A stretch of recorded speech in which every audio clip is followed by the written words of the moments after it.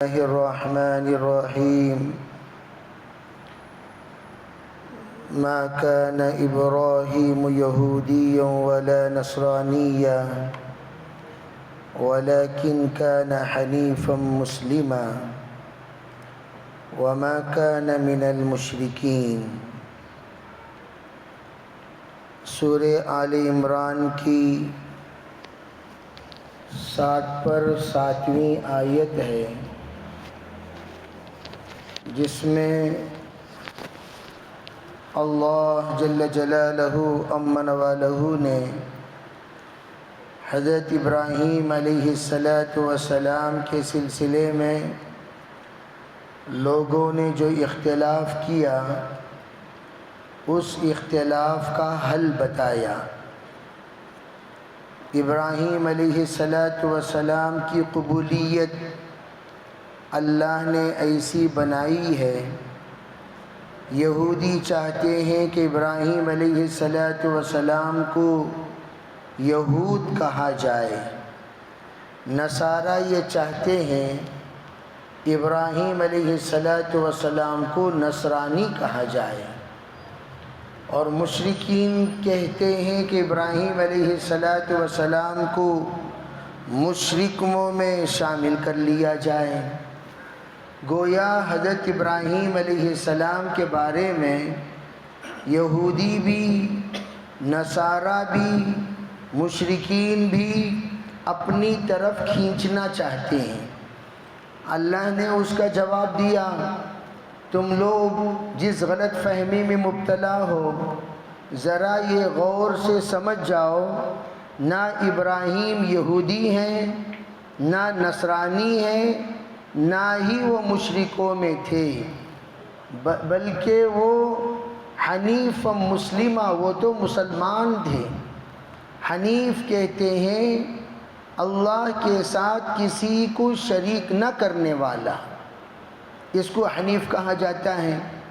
جو یکسو ہوتا ہے، جو ایک مذہب کو اختیار کرتا ہے، جس کا مذہب تمام وساوس سے خالی ہوتا ہے، اسے کہتے ہیں حنیف۔ گویا یکتا پرست تھے حضرت ابراہیم، اور مکمل طور پر اسلام کے تابعدار تھے۔ ایک بات آپ حضرات کو واضح ہو جانی چاہیے، اسلام ہی اللہ کا مذہب ہے۔ اللہ نے جس مذہب کی تابعداری کا حکم دیا اس کا نام اسلام ہے۔ اسلام کے علاوہ کوئی مذہب اللہ کا مذہب نہیں ہے۔ حضرت آدم علیہ السلام سے لے کر حضرت نبی اکرم صلی اللہ علیہ وسلم تک جس مذہب کی دعوت دیے ہیں اس مذہب کا نام اسلام۔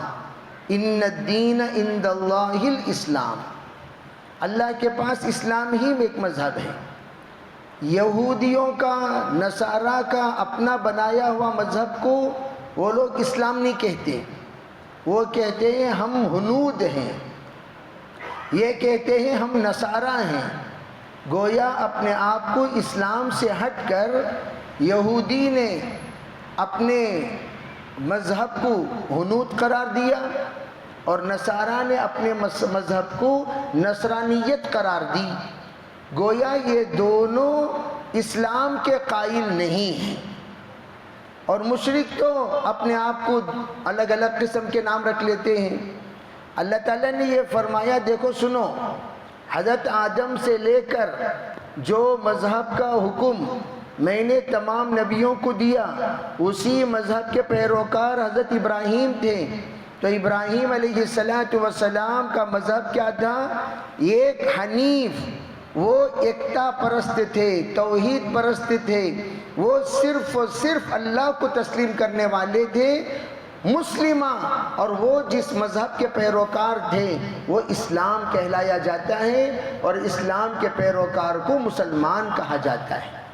چنانچہ تعلیم الاسلام کا پہلا سبق تم کون ہو، پہلا سبق، میں تو ہمیشہ اپنے ساتھیوں سے یہ کہا کرتا ہوں، ادنا درجہ علم تعلیم الاسلام کا علم سب کو ہونا چاہیے۔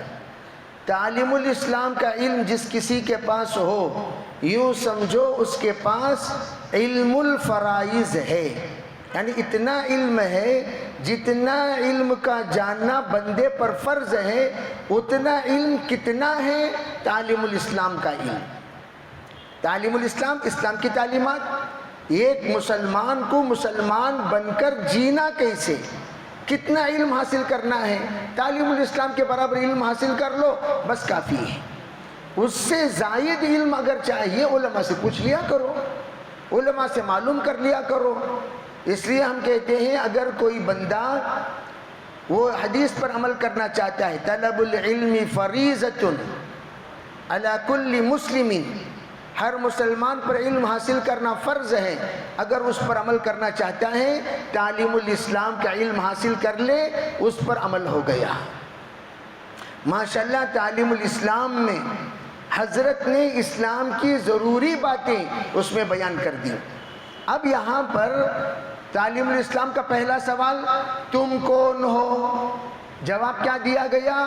جواب ہم مسلمان ہیں، میں مسلمان ہوں۔ یہ ہونا چاہیے، میں مسلمان ہوں۔ بھئی اسلام کس کو کہتے ہیں؟ جب سوال کیا جائے گا تب اسلام کے سلسلے میں وضاحت کے ساتھ ان کے سامنے جواب دیا جائے گا۔ اسلام کہتے ہیں اس مذہب کو جس مذہب کی تعلیم اللہ نے نبیوں کے ذریعے سے امت کو دی ہے، جس مذہب کی تعلیم اللہ نے نبیوں کے ذریعے سے امت کو دی۔ میں آ کر یہ کیوں کہہ رہا ہوں نبیوں کے ذریعے سے؟ دیکھو ہر زمانے میں اسلام کی تعریف الگ الگ رہی ہے۔ حضرت آدم علیہ السلام کے زمانے میں عبادت والا اسلام نہیں تھا، توجہ سے سمجھنا اس بات کو، عبادت والا اسلام نہیں تھا۔ حضرت آدم علیہ السلام کا جو اسلام تھا وہ معاشرے والا اسلام، معاشرہ، عاشروہن بالمعروف، کس طرح باپ ہونا چاہیے، کس طرح ماں ہونی چاہیے، کس طرح بچوں کو جنم دینا چاہیے، بچوں کو تربیت کرنی چاہیے، کس طرح کھانا چاہیے، پینا چاہیے، کیا چیزیں کھانے کی ہیں، کیا چیزیں پکانے کی ہیں، کون سی چیزیں کھا سکتے ہیں، کون سی چیزیں نہیں کھا سکتے، کس طرح کھانا پکا کر کھایا جا سکتا ہے، کس طرح سونا، کس طرح بیٹھنا، کس طرح چلنا، کس طرح پہننا، یہ تمام زندگی گزارنے کا جو طریقہ ہے، یہ طریقے کی طرف زیادہ فوکس کیا گیا حضرت آدم علیہ السلام کے زمانے میں۔ کیوں؟ اس لیے کہ وہ پہلے انسان تھے۔ پہلا انسان، انسان کی طرح جینا کیسے سبق انہوں نے پڑھایا، انسان کی طرح جینا کیسے سبق انہوں نے پڑھایا۔ آدم علیہ السلام کو بعد میں اللہ تعالیٰ نے ان کو چند چیزوں کی ذمہ داری دی۔ وہ کیا؟ عربی نماز ادا کیا کرو، اس زمانے کی نماز جیسی بھی ادا کرتے ہوں گے۔ حج کیا کرو، پہلے زمانے کا حج خالی کعبۃ اللہ کا طواف، کعبۃ اللہ کا طواف کرنا حج ہے۔ اسی لیے کہا گیا عمرہ یہ آ کر حج کے برابر ہے، منی حج۔ کیوں؟ طواف ہوتا ہے اس میں۔ پہلے زمانے میں خالی طواف ہی طواف۔ حضرت حاجرہ علیہ السلام کے بعد ہی صفا مروہ کا وجود ہوا ہے، یعنی اس کی کوئی حیثیت اسلام میں بنی ہے حضرت حاجرہ کے بعد۔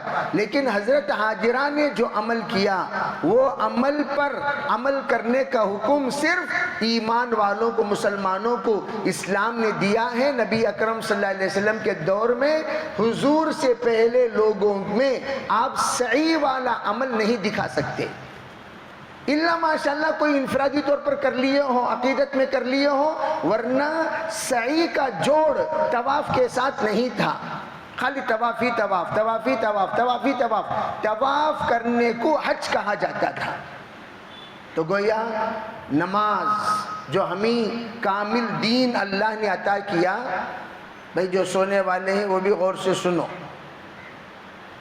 جو کامل دین اللہ تعالیٰ نے ہمیں عطا کیا، غور سے اس بات کو سمجھنا۔ دیکھو میں معمولی الفاظ میں بڑی گہری بات بتا رہا ہوں۔ کامل دین سے مراد کیا؟ ہمارا کلمہ کامل۔ دیکھو جتنے انبیاء کا کلمہ تھا وہ لا الہ الا اللہ، اپنا اپنا کلمہ جو بھی نبی کا لگاتے تھے لگا لیا کرتے تھے، ابراہیم خلیل اللہ، عیسیٰ روح اللہ وغیرہ وغیرہ۔ لیکن ہم لا الہ الا اللہ محمد رسول اللہ پڑھتے ہیں، تمام نبیوں پر ایمان لاتے ہیں، تو اس سے کس کا کلمہ کامل ہوا؟ ہمارا ہوا، ان کا ہوا؟ ابھی ان کے کلمے میں حضور ہے ہی نہیں، بے حضور علیہ السلام ان کے کلمے میں نہیں، جیسے عیسائیوں کے کلمے میں حضرت موسیٰ نہیں ہے۔ عیسیٰ علیہ السلام کا جو لوگ کلمہ پڑھتے ہیں موسیٰ علیہ السلام کو نہیں مانتے، موسیٰ علیہ السلام کا جو کلمہ پڑھتے ہیں وہ عیسیٰ علیہ السلام کو نہیں مانتے، لیکن ہم سرکار دو عالم صلی اللہ علیہ وسلم کا کلمہ پڑھتے ہیں، تمام نبیوں کو مانتے ہیں، تمام کتابوں کو مانتے ہیں، تورات کو مانتے ہیں، انجیل کو مانتے ہیں، زبور کو مانتے ہیں، اور ہم یہ کہتے ہیں یہ تینوں کتاب اللہ کے طرف سے نازل کردہ ہے، لیکن اپنی اصلیت پر نہیں ہے، پوری کتاب بدل گئی۔ بات سمجھ میں آ رہی نہیں آ رہی؟ گویا ہم آسانی کے کلمہ گویا ہمارا کیا ہوا؟ کامل ہوا، کامل کلمہ۔ آمنت باللہ وملائکتہ وکتبہ ورسلہ والیوم الآخر والقدر خیرہ وشرہ من اللہ تعالی والبعث بعد الموت، گویا پورا اسلام اس میں کلمے میں آ گیا، ہو گیا۔ اب اللہ کو ہم کیسے مانتے ہیں؟ آمنت باللہ کما ہوا بصفاتہ کما ہوا، ہم اللہ تعالیٰ کو اللہ جیسے ہے اپنے صفات کے ساتھ، ان تمام صفات کے ساتھ اللہ کو مانتے ہیں، ایک بھی صفت کا ہم نعوذ باللہ انکار نہیں کرتے، گویا ہمارا کلمہ کامل ہوا۔ عبادت میں نماز، تمام نبیوں کی نمازوں میں کسی کے پاس خالی قیام، کسی کے پاس خالی رکوع، کسی کے پاس خالی سجدہ، کسی کے پاس قیام اور سجدہ، کسی کے پاس قیام اور رکوع، اس طریقے سے نمازیں ہوا کرتی تھی۔ پوری نماز تکبیر اولیٰ سے لے کر سلام تک، جو نماز اللہ نے امت مسلمہ کو عطا کیا کسی بھی امت کو نہیں عطا کیا۔ تو عبادت میں ہم کامل ہوئے کہ نہیں ہوئے؟ ابھی عبادت وَارْكَعُوا مَعَ الرَّاكِعِينَ۔ اچھا دوسری بات، تمام کی عبادتیں انفرادی ہوا کرتی تھیں، تمام کی عبادتیں انفرادی ہوا کرتی تھیں۔ حضور علیہ السلام کی امت کی عبادت اجتماعی ہوا کرتی ہے، انفرادی طور پر ہم اپنی نفل پڑھیں گے، سنت پڑھیں گے، اجتماعی طور پر ہم جماعت کے ساتھ نماز ادا کریں گے۔ اجتماعی نماز پوری امت میں ایک بھی مثال آپ پیش نہیں کر سکتے، اس لیے کہ پوری امت میں سوائے نبی کے کوئی امام بننے کا حق نہیں رکھتا، پوری امت میں سوائے نبی کے کوئی امام بننے کا حق رکھتا ہی نہیں، لیکن ہماری اس امت میں سرکار دو عالم صلی اللہ علیہ وسلم نے جہاں پر نماز کی امامت کی، وہاں اپنی غیر موجودگی میں اپنے نائب کو بھی کھڑا کیا، اپنے نائب کو کھڑا کیا۔ 7 صحابہ وہ ہیں جو حضور کی غیر موجودگی میں نماز پڑھائے ہیں، حضور کے ہوتے ہوئے حضور موجود ہیں انہوں نے نماز ادا کی۔ تو حضور علیہ السلام نے بتا دیا امامت صرف اس امت کے لیے نبی کے ساتھ خاص نہیں ہے، امامت یہ آ کر میری امت بھی کر سکتی ہے، اور یہ شرف کسی کو حاصل نہیں سوائے اس امت کے۔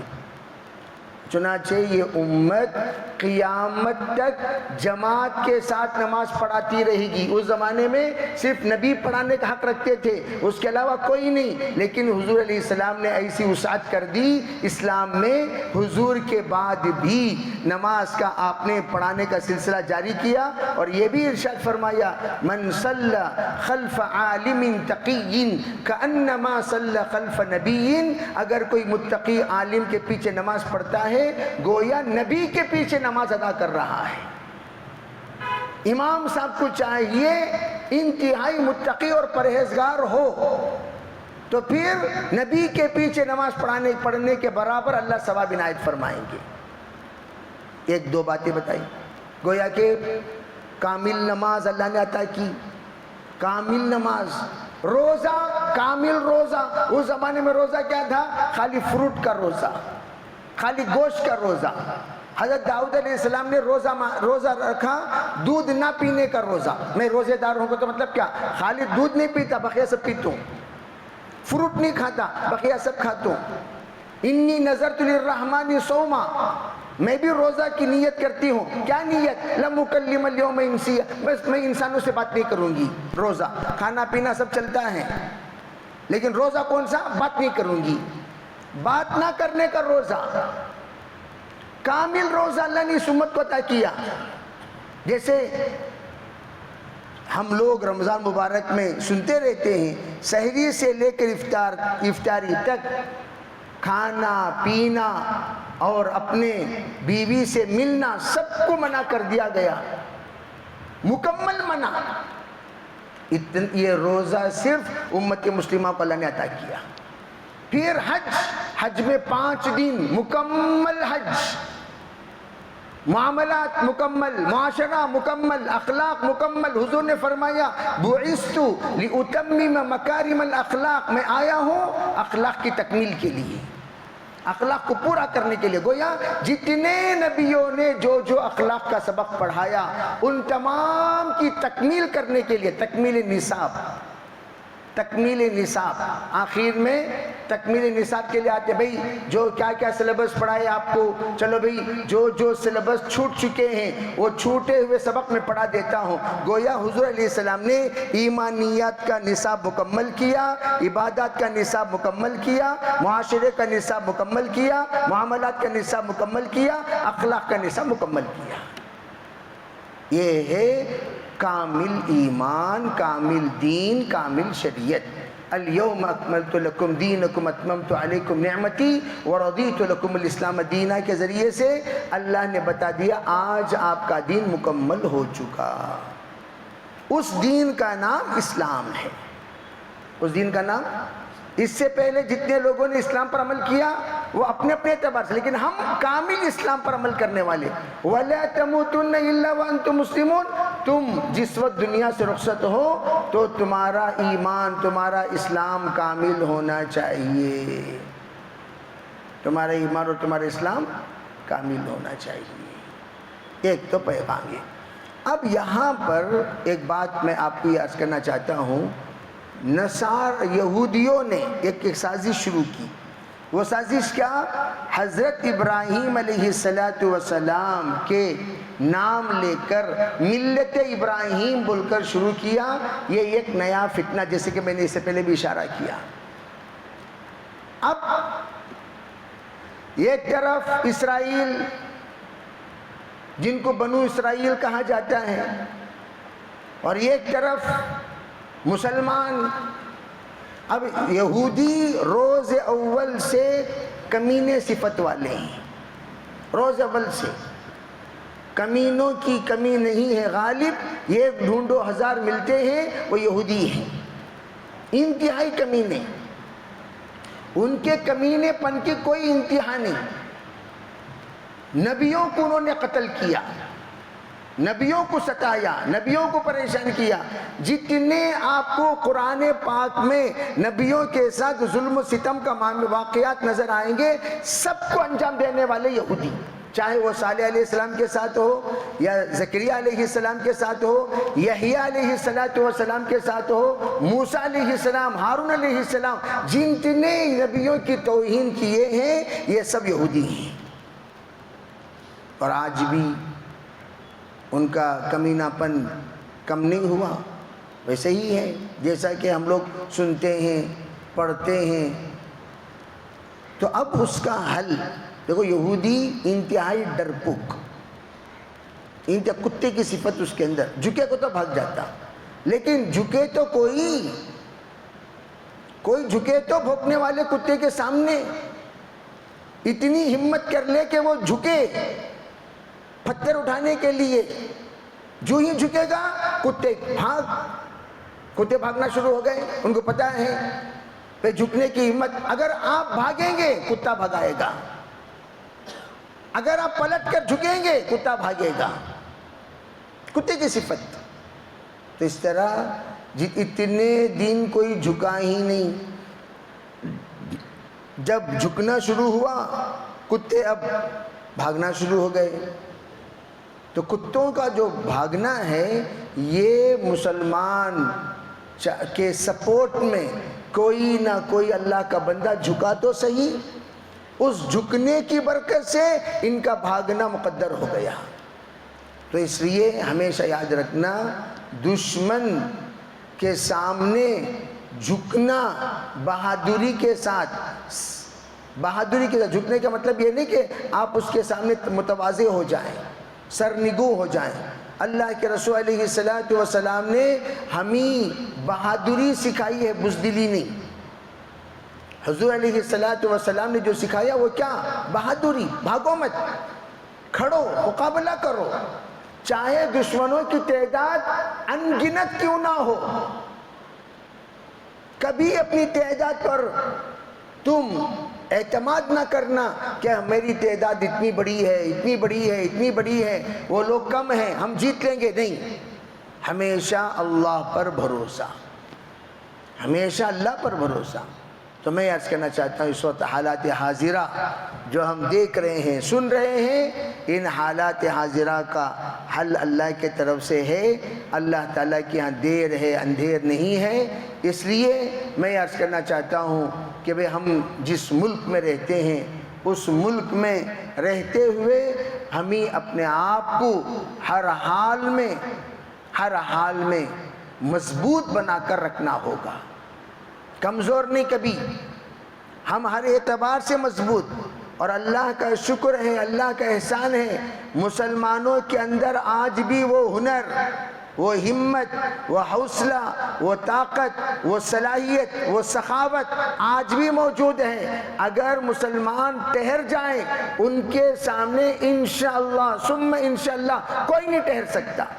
اب آزما کر دیکھ لیجئے، کوئی نہیں ٹھہر سکتا۔ ایک جگہ پر واقعہ پیش آیا، صرف 15 مسلمان نوجوان تھے اور ادھر سے 350 سے 400 لوگوں کا جمع غفیر آیا مقابلہ کرنے کو۔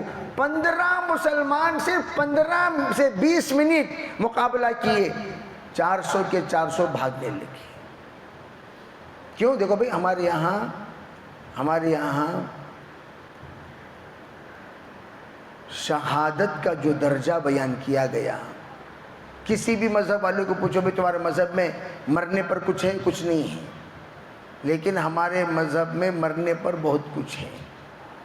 رستم نے جا کر یہی کہا تھا ایران والوں سے، ارے تم لوگ کیا سمجھ رہے ہو صحابہ کی جماعت کو دیکھ کر؟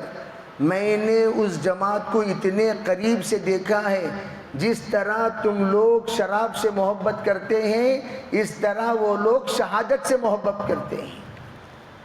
شہادت، موت ان کو بہت پسند، موت سے ڈرتے ہی نہیں، موت سے ڈرتے ہی نہیں۔ تو ہم، اللہ کا فضل ہے، اللہ کا کرم ہے کہ موت سے ڈرنے والا ایمان والا نہیں ہے۔ الموت تحفۃ المومن، ایمان والے کے لیے موت تحفہ ہوتا ہے۔ تو یہ مقابلہ کرنے والے ماشاءاللہ جو لوگ موت کو تحفہ مان کر مقابلہ کرنے کے لیے آگے بڑھے، ان کے سامنے ارے بھئی خالی 2-3 اٹیک پر ان کی ہوا اکھڑ گئی۔ ہم سہنا بھی جانتے ہیں اور تمہیں سبق سکھانا بھی جانتے ہیں۔ ماشاءاللہ ادھر فلسطین آج بھی 2 سال کا عرصہ گزرنے کے باوجود وہ بزدل نہیں ہوا، وہ ہارا نہیں، آج بھی اسی ہمت کے ساتھ موجود ہے۔ اللہ کی مدد اور اللہ کی نصرت کا مکمل طور پر امید رکھا ہوا ہے، انتظار کر رہا ہے۔ آج نہیں تو کل اللہ تعالیٰ کی مدد آئے گی، اللہ جس شکل میں بھی مدد کرے۔ ان اللہ یؤید دینہ برجل فاجر، اللہ کبھی فاجروں سے بھی دینداروں کی مدد کر دیتے ہیں۔